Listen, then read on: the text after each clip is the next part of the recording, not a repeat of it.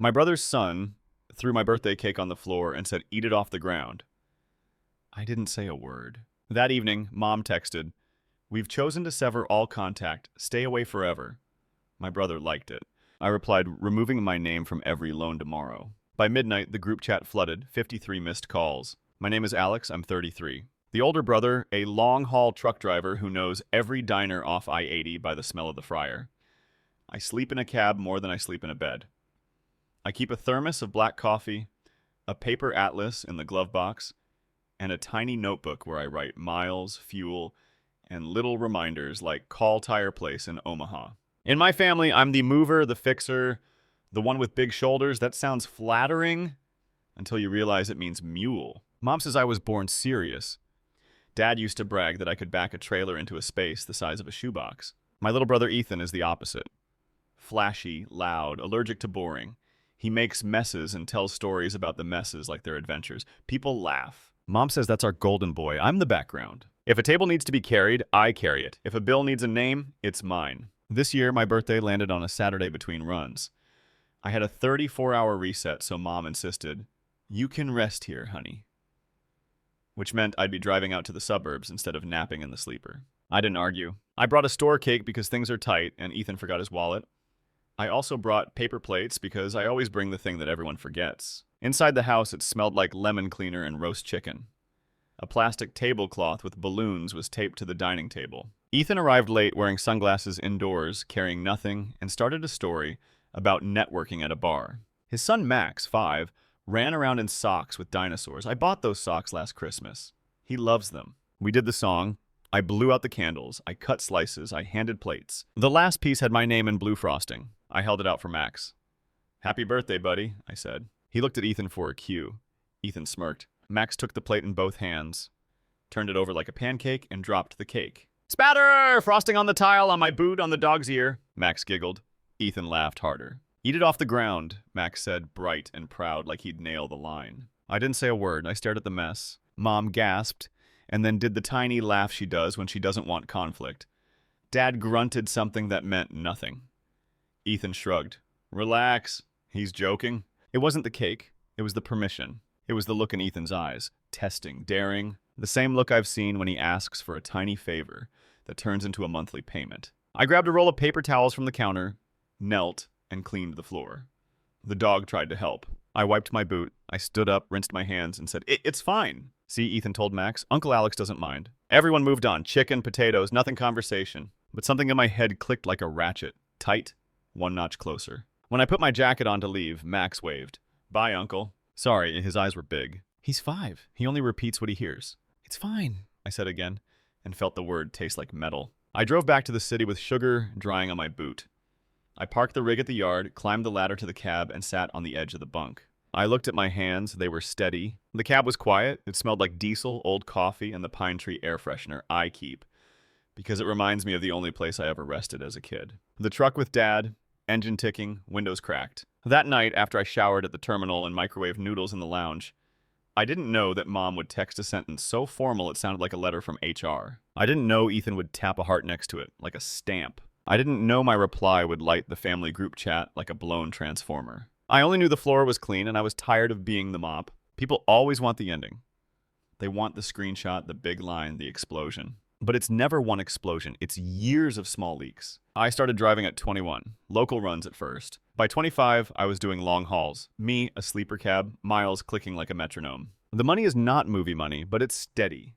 You get good at making numbers line up. Fuel per diem, motel sometimes, repairs, tires, grown-up stuff, boring stuff. My favorite kind. Ethan hated boring. He bounced between projects, a smoothie truck, a t-shirt brand, a crypto thing that ate his rent. Mom called them ventures. Dad called them rough patches. I called them my problem. The minute anyone said, "Yeah, your credit is better." First it was his car. No down payment. Bad history. Dealer needed a cosigner. Mom called me while I was outside a warehouse in Des Moines at 6 a.m. "Just sign." She said he'll pay. I was 26, half asleep, standing in a neon vest, holding a styrofoam cup. I signed. Ethan missed the second payment. The bank called me. I paid it so mine wouldn't get hit. Then it was a business card just for gas and supplies. Ethan said, I'll manage it. He didn't. Late fees stacked like pallets. I didn't see the statements until they were read and loud. Mom cried, "We'll make it right." Nothing got made right. I called and got my name removed. Couldn't. It was a joint. I closed it to new charges and started paying it down while he kept saying he was between deposits. Then Dad's knee went bad.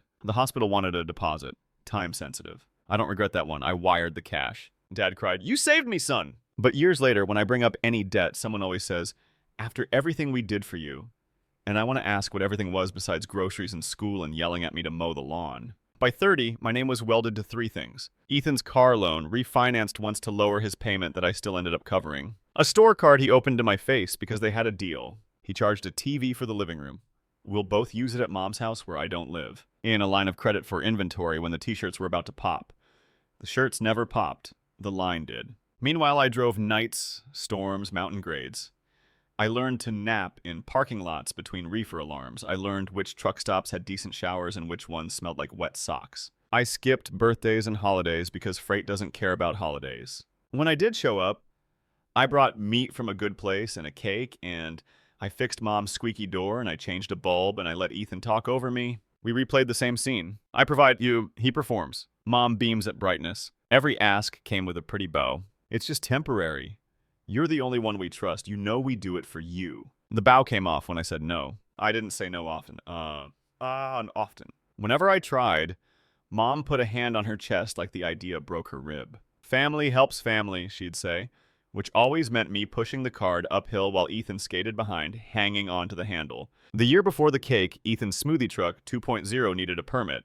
He forgot a fee. Late penalties hit. He called at 10:08 a.m. while I was parked outside a warehouse in Bakersfield with the reefer purring and a clock ticking toward hours of service limits. "Bro, I need $1,200 by morning or they cancel the spot. I'll pay you Friday." "I don't have service Friday," I said. "I'm in Wyoming." "Just put it on the card. I'll handle it." The card was joint. There was no "I'll handle it." There was me hearing the future in his voice. I sent it. Friday came and went.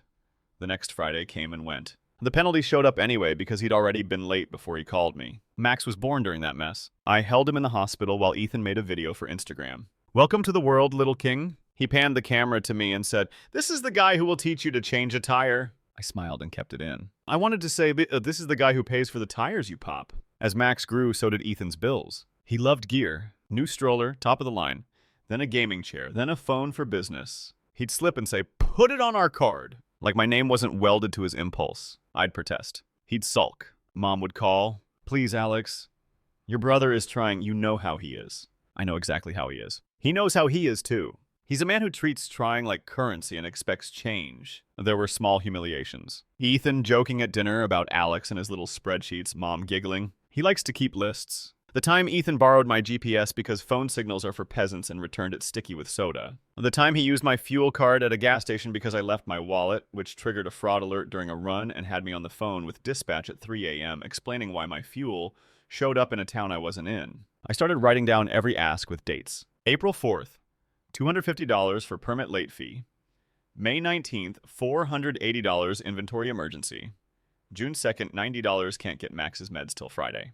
I sent that one with no questions. June 30th, $310. I'll Venmo you tonight. He didn't. Numbers don't have feelings, but mine started to carry emotions like bricks. On the road, you learn to pay attention to small signs. A vibration before a blowout. A smell before a belt snaps. Family has signs too. Little things that tell you a breakdown is near. The cake wasn't a breakdown. It was a siren test. We all heard it. We all kept eating chicken like nothing was burning. That night, parked at the yard, my phone buzzed at 9:47 p.m. Mom's text landed like a formal memo. "We've chosen to sever all contact, stay away forever. No context, no preface, just a verdict." I could see the fingerprints on it.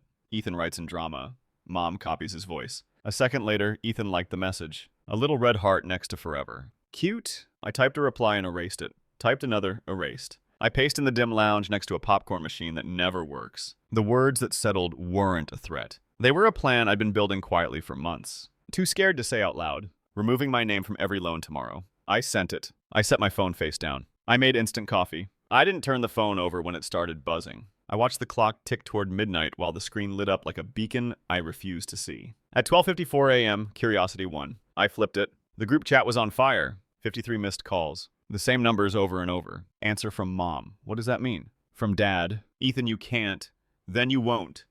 Then you better not." Then a voice memo. I didn't listen to it. I put the phone back down. The cab hummed. I pulled the curtain. I slept like someone had quietly moved a pallet off my chest. Banks smell like paper and tired coffee. I walked in at 8:59 a.m. with my folder. I'd built it on breaks at truck stops, printouts, contract numbers, policies I'd read. While waiting for docs, I asked for a specialist. A woman named Carla sat me down. "How can I help?" I said, I need to start removal wherever the policy allows. She nodded. "We'll go one by one." We did the car loan. I could request removal, but Ethan would have to qualify a loan or get a substitute cosigner. The line of credit.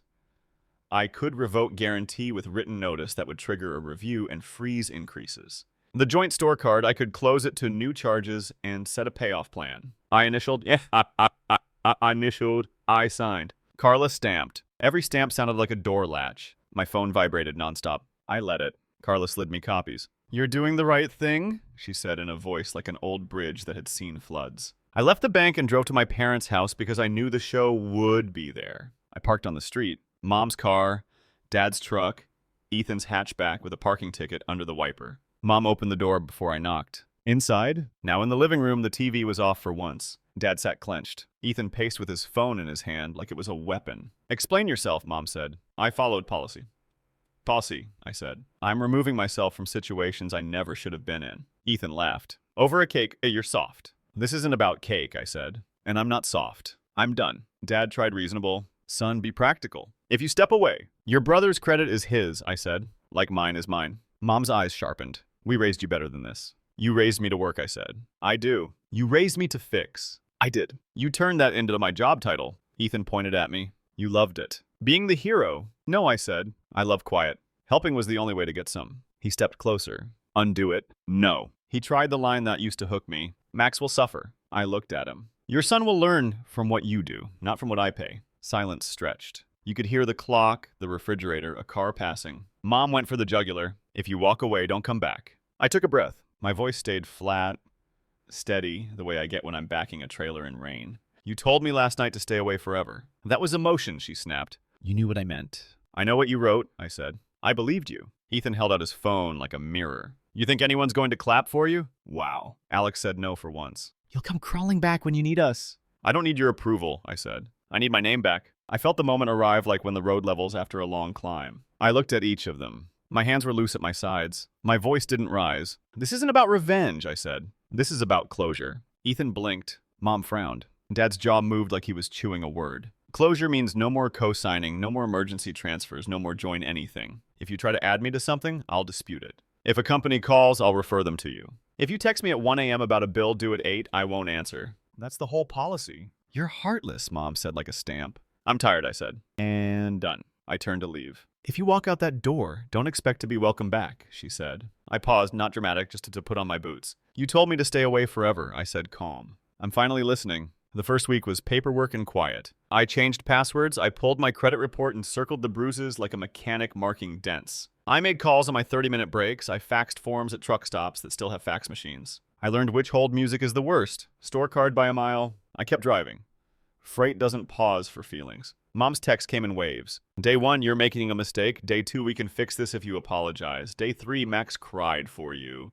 Day 4, a photo of Max holding a crayon drawing. He drew a truck. He said, it's yours. Day 5, call me now. Day 6, your father isn't sleeping. Day 7, silence." Ethan alternated between threats and jokes. Bank says, "You can't, bro. Be real." "Okay, serious. Call me." Max asked why you hate him. "You owe us, LOL." "You'll fold." He sent a voice memo at 2:11 a.m. I was on I-7, rain wipers slapping. I didn't play it. I pictured his tone anyway. Smug, then wounded, then smug again. Dad called from a number I didn't know. I let it go to voicemail while fueling at a Love's. His voice was rough. "Alex, I don't know what to say." "Your mother is well. I get it more than you think. Just don't let it go so far you can't come back." He hung up like the phone burned him. Work felt different. My cab felt bigger. I cleaned the dash with a little pack of wipes. I made my bed in the sleeper, tight corners. I started eating better because the churn in my stomach finally stopped. Eggs and toast at sunrise.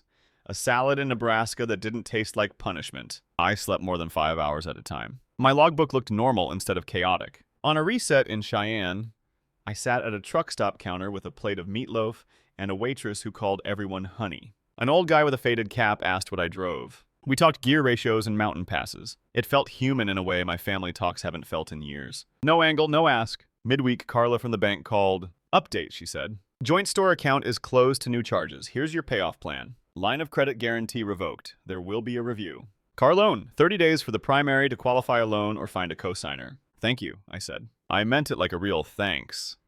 Not the kind I give when someone hands me a problem. That night, Mom sent a paragraph about wolves and packs. You don't leave family in the snow, she wrote. I typed deleted speed again. I landed on the plain sentence I could live with. Love doesn't require debt. I won't carry yours. Send. There was a new silence after that. The kind where you hear your own life. I filled it with simple things. A call to my dispatcher to take one less weekend run. A trip to a hardware store to buy a decent lock for my apartment door because I finally planned to be there. A cheap gym membership with showers I like. Ethan showed up at my place once. He buzzed until a neighbor let him in. He knocked like the building owed him. I opened the door but left the chain on. Open up, he said. We can talk like this, I said. He smirked. You think a chain stops, family? It stops you. He rolled his eyes. Car's up in 2 weeks, they'll repo it. You'll ruin me over pride. Get a cheaper car, I said. Take the bus. Work near home. I have a son, he said like a trump card. So did Dad, I said. He still worked. And he didn't add Grandpa to his cards. His face twitched. He went for pity. Just cosign one last time? No. Say it nicer, he said, half laughing. I won't, I said, and I won't explain it again. He leaned in close to the chain. You'll regret this. I didn't flinch. Better than living as a wallet, I said. He laughed without humor, called me something small, and left. His footsteps on the stairs sounded like a kid sneaking out. 2 days later, Dad texted, proud of you. Don't tell your mother I said that. I stared at it a long time. I wrote a thanks. He replied with a thumbs up. It was tiny, but it was something true in a house where truth is usually edited for feelings. The notices started hitting Ethan. He forwarded screenshots to me with, fix this. I didn't reply. He tried one more trick. A photo of Max holding a paper that said, I miss you. I stared at it until my eyes went hot. I put my phone down. I said out loud in the cab, I miss you too, buddy. Then I said the sentence that kept me steady. Your dad can fix this. Not me. On my next reset, I drove to a lake and sat on a bench. No headphones, no alerts. Just ducks and the weird piece of a Saturday without urgent in it. I wrote a new list in my pocket notebook. Tires next quarter. Dental check. A day trip with no miles. Normal, quiet things. The group chat finally slowed. A cousin asked, what happened? Mom replied, he abandoned us. Ethan liked it? Of course he did. I looked at the word abandoned and realized it used to scare me. Now it felt like an empty box. I don't live in boxes Ethan labels anymore. I live in a cab with my name on the door and an apartment with a lock that clicks. A month later, the car loan deadline hit. Ethan texted. They said no. One last chance, please. I typed, erased. I wrote, I believe you can figure it out. Not sarcasm. A handoff. Responsibility has to be carried by the person it belongs to. He sent a skull emoji, then nothing. Mom sends articles now. Sons who forgive. Prodigals links with captions like a good man doesn't keep score. I don't click it. I don't click. Dad sends 2-word check-ins. You good? I reply, good. He answers, okay. It's not a Hallmark card. It's clean. I haven't seen Max. That part hurts. I bought him a pack of dinosaur socks on impulse and stuck them in a drawer. I won't mail them with a note Ethan can twist. I'm saving them for the day Max is old enough to hear a plain version. Maybe at a park. Maybe in the back booth of a diner off the highway. Me with a coffee, him with a milkshake? I'll say, your dad and I grew up in a house where help meant you handle my consequences. I never stopped loving you. I used to think closure was a big speech and a door slam. For me, it looked like forms, stamps, and a week of saying no in ways that finally counted. It looked like not answering at 1 a.m. It looked like taking a walk by a lake and learning how silence sounds when it's not punishment. I still drive.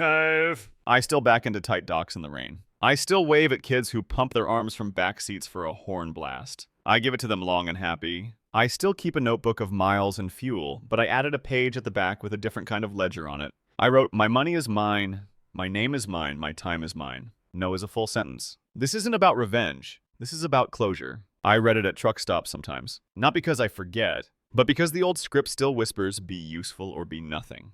That script gave me knots in my shoulders and a credit score that lived in fear. The new script is simple. Be honest, pay your own bills, let other people pay theirs. If my mother ever says, we miss you, I'll listen. If she says, we're ready to stop using you, I'll show up at the kitchen table with coffee and no bitterness. Boundaries aren't a wall. They're a door with a lock and rules. People are welcome when they knock and wipe their feet. This isn't a revenge story. Nobody went to jail. Nobody went viral. It's the story of a truck driver who finally parked the load that wasn't his. It's about choosing clean floors over sticky jokes. It's about looking at a 5-year-old parrot a line and deciding the echo stops with me. My name is Alex. I'm 33. I drive a rig with my name on the manifest and my hands on the wheel. My phone is quieter, my sleep is longer, my boot is clean. And when someone tosses my piece of cake on the floor, I don't eat it. I go buy my own cake. I sit in my cab and I enjoy it with black coffee while the sun comes up over a calm, empty highway.